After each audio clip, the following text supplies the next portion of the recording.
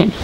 Oh, hello there, my name's Mick Joffe. Now, I can't use these modern things that you use, you know, these fancy TV screens with the typewriters in front of them.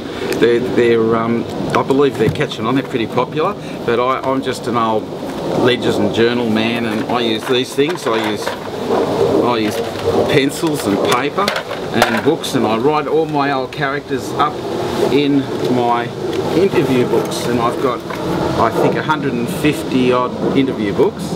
I've been doing this since the early 70s, and I'm a bit of a nut, and I make books out of them.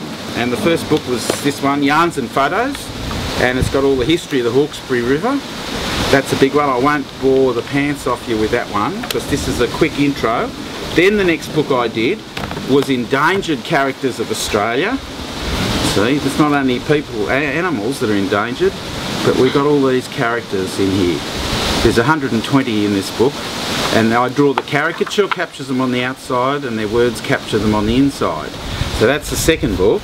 And then the third book I did was Living Relics of Australia. Now these are all in their 90s. I love them, as old as humanly possible. They're in their 90s, and 6 of them are over 100. So that's Living Relics. You'll never see these in the bookshops or on those fancy gadget computers. This one's Living Treasures of Oberon, all these old farmers that they've grown where they were planted. Married the girl next door. It was called backing up to the fence when you married the girl next door, in the old farming language. They're all funny lot of old geezers. So that's all them. Now and then I did a calendar of 100-year-olds. All 14 of them were in one nursing home, and the women were all calendar girls. So we made them all into calendar girls. So that calendar went down well, a couple of thousand of that.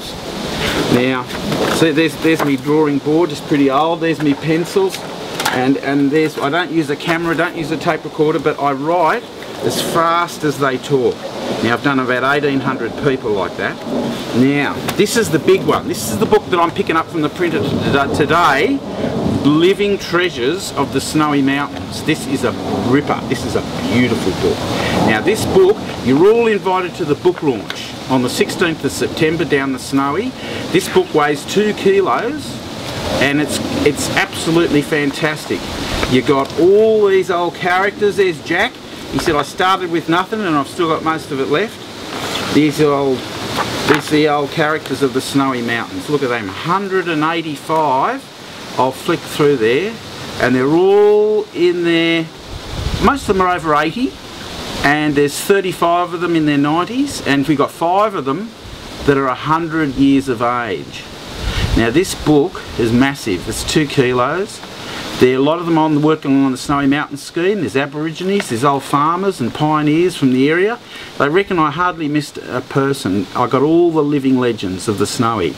Now that book launch is on the 16th of September down at the Council Hall in Berriedale. Anyone looking is very welcome to come down there for the book launch. That's on a Sunday at 2 p.m. Then I've got a book launch in Hornsby 12 days later on the 28th of September in the Hornsby Art Society building in Hornsby down Edgeworth David. Then we've got a book launch in Parliament House, and I've galloped through all this, but this book is a beauty. And if you want something for Christmas, this is it. This is going to pack them in on the roof of the grandstand. And they've got all the old country sayings and all the slang and the jokes and the yarning. And, you know, they talk like people don't talk anymore. Like, you know, it was so windy, one of me chooks laid the same egg 3 times. And, you know, they're not real politically correct. One bloke said I was as funny as a spastic on a rubber crutch. And, you know, they're funny, like their bush was that thick, a dog would have to back out to bark. Very good, colourful way of talking. The old sort of lexicon behind the larrikin, like the unicorn behind the ark. We should have carried it on, but we lost all that old funny slang, all those jokes, and I've just captured them in time from all these fabulous people. Now, all the folklore of the Snowy Mountains is jokes, yarns, poetry, history, life stories, photos, recipes, tunes. And all these things get lost as our oldest people get lost. So when a man or a woman dies, what they know dies with them unless they have passed it on. Now I'm really very keen on all this stuff. I'm a bit of a bit of an old-fashioned fuddy-duddy, but they like it that way. And I'm hoping, if you're interested in this work, I'd be very happy to encourage any young people to get out there and interview your parents, your grandparents, while they're with you. This is a window of time that will not open again. And, you know, people stand at the grave and they say, oh, geez, he was a wonderful bloke, and, oh, you know, say the wonderful things about... Stuff a parrot, he can't bloody hear, he's dead, he's under the ground. Make a fuss over them while they're alive. And don't just focus on all these businessmen and criminals in the paper, and they might overlap, and all these socialites and models and bloody, you know, these meatheads kicking the pigskin around the paddock. The real characters in Australia, these old people from the bush, pioneers in their field, women who were first in their field, and they're still walking amongst us while we're alive. Marine archaeologists, paleontologists, great artists, writers, musicians. These are the real, true characters of Australia. And it's the common man that often makes the history, and everybody's got a little piece of the jigsaw puzzle. And if we can go around and collect them now, we're talking Australia's heritage, and we're getting back to that old indigenous way of recording history, word of mouth. There's nothing like flesh for fleshing out history. Archives can't compete. Same with your family tree. You know, you get these family trees, they're beautiful, but they're the skeleton. The meat on the bones is the yarns, the funny stories. The Registrar General details are fine, but they're just the bare bones of it. You've got to get more, and you've got to try and capture the essence of the people in their own words. It's a memorial to them. They reckon the definition of artificial insemination is a family tree without a root. But I'm sorry, I'm getting off the topic. It's so important to get out there, record your own family, but please contact me. I have, apparently my son, Benjamin, is the opposite of me. He designs software. He runs a site. He's got a website for me that you can look up. It's my name, the website with all the W's in front of it, and the other bit at the back. So you've got my name, and you can look me, or you can look me up on the the internet. Look me up on this. What the bloody hell is the internet? Now, what the hell is that? You know, surfing the net, I heard the other day. It's ridiculous. I'll have to learn all this new way of talking.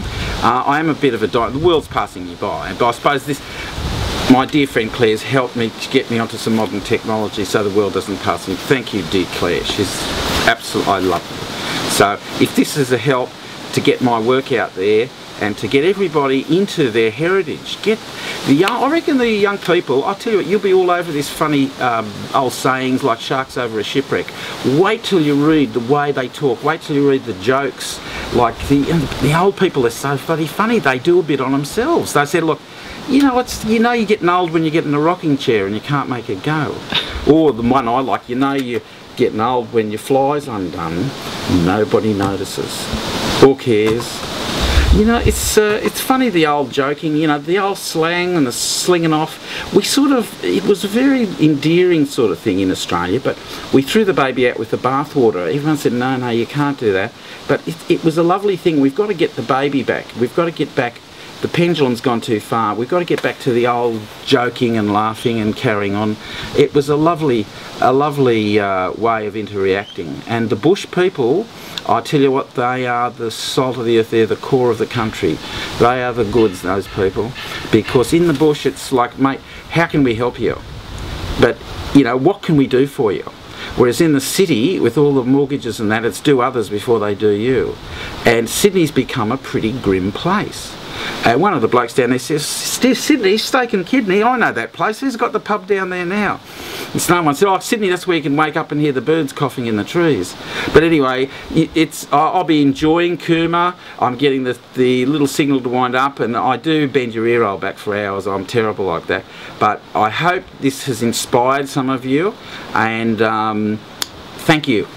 Thank you very much. And as I said during the Depression, thank your mother for the rabbits.